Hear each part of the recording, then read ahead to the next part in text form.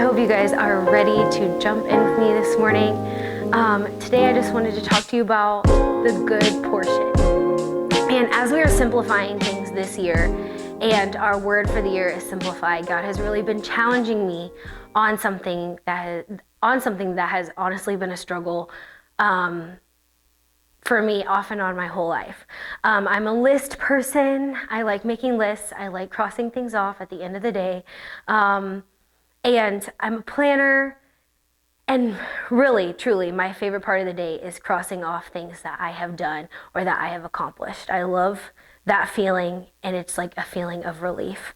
But often that can lead me to, at the end of the day, if I didn't get or done or complete all the things that I maybe had wanted to during the day, I will live in like this sense of guilt that I didn't do enough. And sometimes that can lead me to the comparison struggle of maybe past seasons. So last season I was able to get A, B, and C done, but this season I'm only able to get A done. And so there's a guilt that comes with being a type of person like that. And so God has really been just working on me to understand what is a necessity. And in 2 Thessalonians 3, there is a warning against idleness in the church. And they're basically saying those who aren't willing to put in the work, stay away from them. They're eating without paying. They're not willing to put in the time or to even write the list, right? And then he says something that really sticks out to me.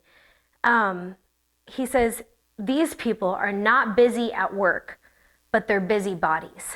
And I don't know if anybody else struggles with this, but I struggle with sitting down and resting and focusing on the necessities. I want to get all the things done, and sometimes I can be a busybody. So it's not necessarily laziness, oh, I'm not working. It's I'm not focusing on the necessities, and sometimes that's all that is needed to be done.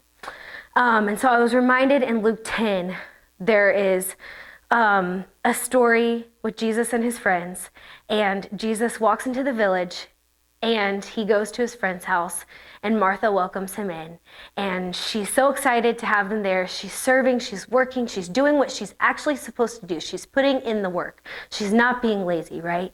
And Mary is just sitting at Jesus's feet, and she's listening to him teach. And Martha begins to get a little bit upset. She's like, why is nobody helping me? Why is Mary not helping me?